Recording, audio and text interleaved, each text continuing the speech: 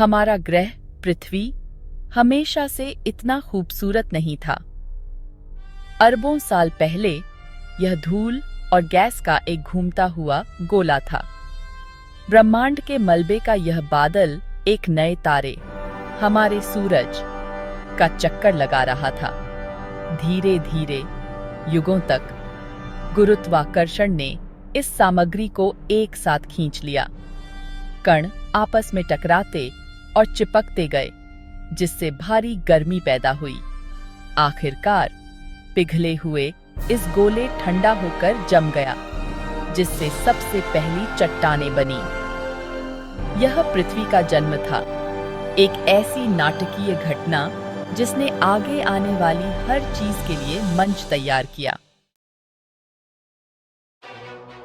जैसे ही पृथ्वी ठंडी हुई, कुछ अविश्वसनीय हुआ। यह एक धीमी और जटिल प्रक्रिया थी जिसमें लाखों साल लगे। सतह को ढकने वाली पिघली हुई चट्टान जमने लगी। यह जमाव एक ठोस परत में बदल गया, जो धीरे धीरे ठंडी होती गई। इससे पहला ठोस क्रस्ट बना, जो अभी भी अस्थिर ग्रह पर एक पतली त्वचा की तरह था।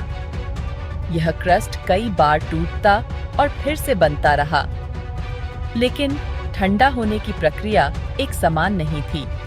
कुछ हिस्से तेजी से ठंडे हुए, जबकि अन्य हिस्से अभी भी गर्म और पिघले हुए थे। कुछ जगहों पर पिघली हुई चट्टान पृथ्वी के आंतरिक भाग से ऊपर उठती रही, जिससे बड़े पैमाने पर ज्वालामुखी विस्फोट हुए। ये विस्फोट पृथ्वी की सतह को लगातार बदलते रहे। इन विस्फोटों ने ग्रह के भीतर से गैसों को मुक्त किया, जिससे पहला वातावरण बना। यह वातावरण धीरे धीरे घना और स्थिर होता गया। यह प्रारंभिक वातावरण उस वातावरण से बहुत अलग था जिसमें हम आज सांस लेते हैं। यह एक विषाक्त मिश्रण था जिसमें जीवन के लिए अनुकूल परिस्थितियां नहीं थीं। यह कार्बन डाइऑक्साइड, नाइट्रोजन और अन्य गैसों से भरा हुआ था, जो अधिकांश जीवन रूपों के लिए जहरीली होंगी। यह वातावरण बहुत घना और भारी था। कोई मुक्त ऑक्सीजन नहीं थी, वह गैस जो हमें सांस लेने के लिए चाहिए। इसके बिना जीवन जैसा हम जानते हैं संभव नहीं था। फिर भी यह जहरीला वातावरण पृथ्वी के विकास में एक महत्वपूर्ण कदम था। इसने जीवन के प्रारंभिक रूपों के लिए एक आधार तैयार किया। ने सूर्य से निकलने वाली गर्मी को रोकने में मदद की, जिससे धीरे धीरे ग्रह गर्म होता गया। यह गर्मी जीवन के विकास के लिए आवश्यक थी। इसी गर्माहट के कारण एक और बड़ी घटना हुई, महासागरों का निर्माण। यह महासागर जीवन के लिए एक नया घर बने। पृथ्वी की पपड़ी के ठंडा होने के साथ एक नई यात्रा की शुरुआत हुई। ज्वालामुखी विस्फोटों से निकलने वाली जल वाष्प संघनित होने लगी और धीरे धीरे पानी की बूंदों में बदल गई।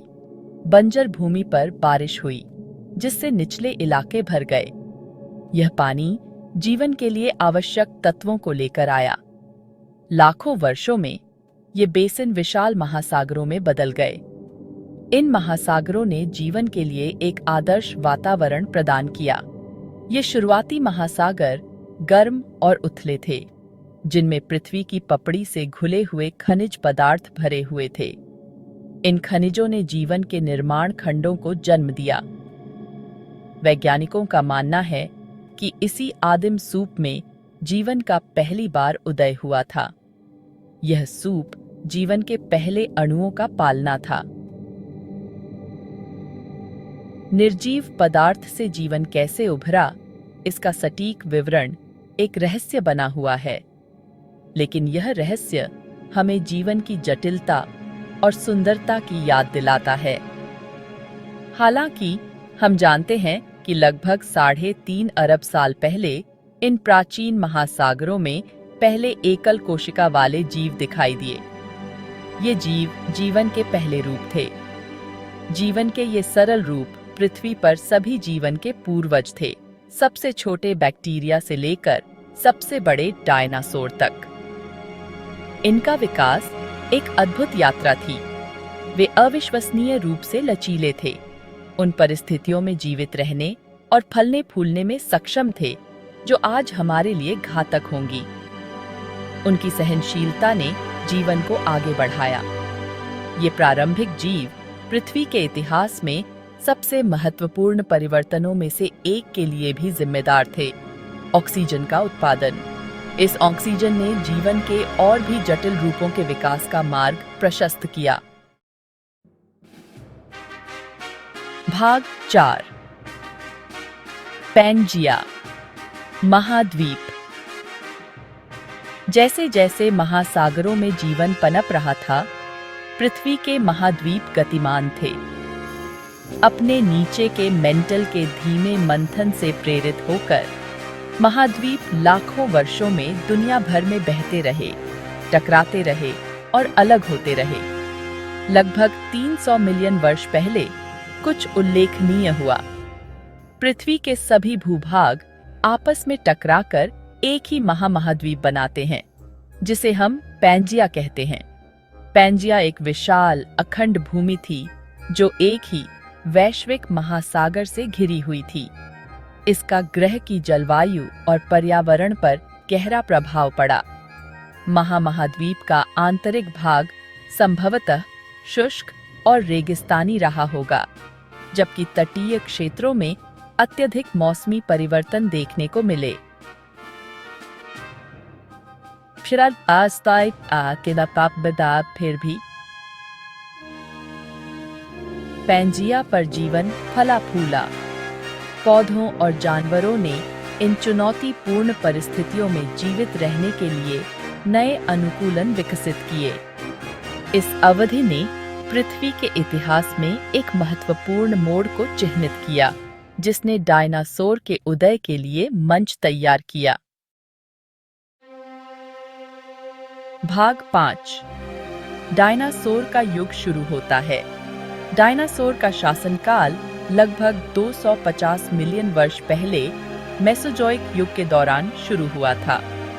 यह युग 3 मुख्य अवधियों में विभाजित था: ट्राइसिक, जुरासिक और क्रिटेशियस। प्रत्येक अवधि में डायनासोर की नई प्रजातियां उभरीं और विकसित हुईं। यह युग, जिसे अक्सर सरीसृपों का युग कहा जाता है, पृथ्वी पर जीवन के नाटकीय परिवर्तन और विविधीकरण का समय था। इस समय के दौरान न केवल डायनासोर बल्कि अन्य जीव भी विकसित हुए, जैसे कि पहले स्तनधारी और पक्षी। डायनासोर अपने अनूठे अनुकूलन और विकासवादी लाभों के साथ ग्रह पर हावी हो गए। उनकी विविधता और अनुकूलन क्षमता ने उन्हें विभिन्न पर्यावरणीय परिस्थितियों में जीवित रहने में मदद की। वे आकार की एक चमकदार सहायक में विकसित हुए। शक्तिशाली टायरानोसोरस रेक्स से लेकर लंबी गर्दन वाले ब्राचियोसॉरस तक इन विशाल जीवों ने अपने समय में पृथ्वी पर राज किया। डायनासोर की सफलता का श्रेय कई कारकों को दिया जा सकता है।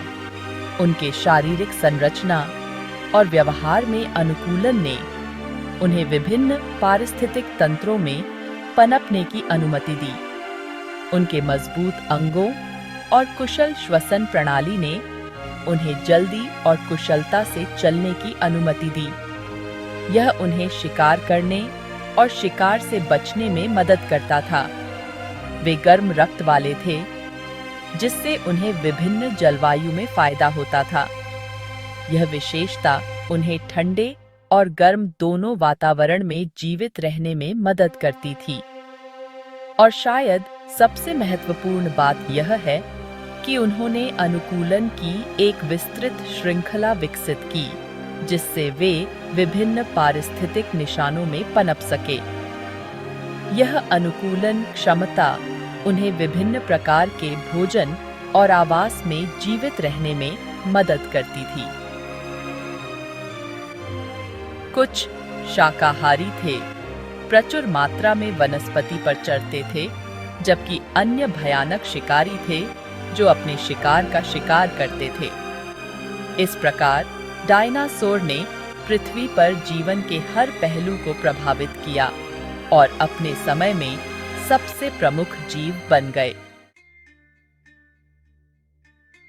भाग 6। एक अलग दुनिया। जैसे ही लगभग 200 मिलियन वर्ष पहले पैंजिया टूटना शुरू हुआ, महाद्वीप अलग हो गए, जिससे नए महासागर और भूभाग बन गए। इस महाद्वीपीय बहाव का पृथ्वी पर जीवन के विकास पर महत्वपूर्ण प्रभाव पड़ा। विशाल महासागरों द्वारा जानवरों की आबादी अलग होने के कारण वे स्वतंत्र रूप से विकसित होने लगे, जिससे नई और अनोखी प्रजातियों का विकास हुआ। महाद्वीपों के अलग होने से विविध आवासों का भी निर्माण हुआ। विभिन्न जलवायु और पर्यावरण उभरे, प्रत्येक के अपने स्वयं के चुनौतियां और विकसित प्रजातियों के लिए अवसर थे। इससे जैव विविधता में विस्फोट हुआ। नए और अजीब और गरीब जीव हर उपलब्ध पारिश्रमिक के पारकूली के